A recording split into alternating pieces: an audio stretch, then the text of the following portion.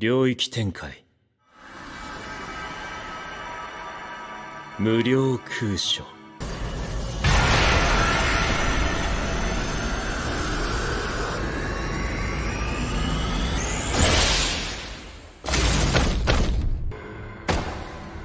ここは無加減の内側視覚伝達 Ngayon araw, ang ating pag-uusapan ay tungkol sa panibagong chapter 260 manga ng Jujutsu Kaisen, ang muling pagkabuhay ni Gojo. Alam naman natin kung gaano kalakas itong si Gojo, at kung paano niya nagawang makipagsabayan sa hari ng mga sumpa na si Sukuna. Halin natin yung pakinggan ng ating munting kwento, kaya kung bago ka pa lang sa aking channel, pindutin muna ang subscribe button dyan sa baba para lagi kang updated sa mga susunod pa nating kwento. 少し乱暴しようか術式順転青術式反転赤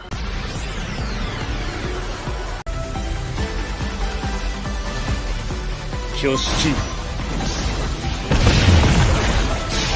紫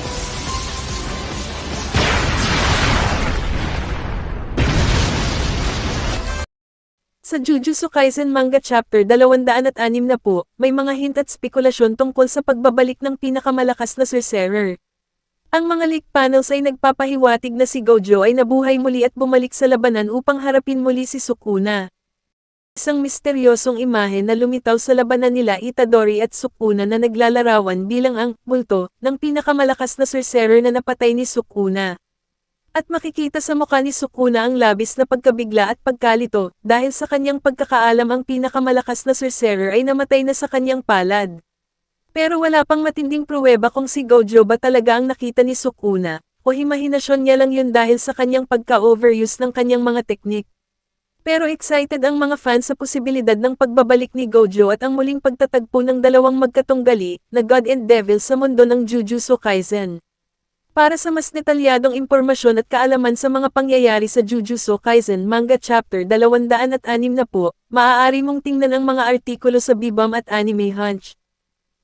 領域展開無料空所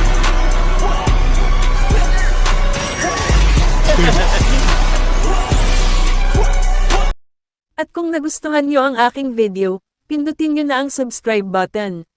Like, follow and shares, para updated kayo sa mga susunod pa nating kwento.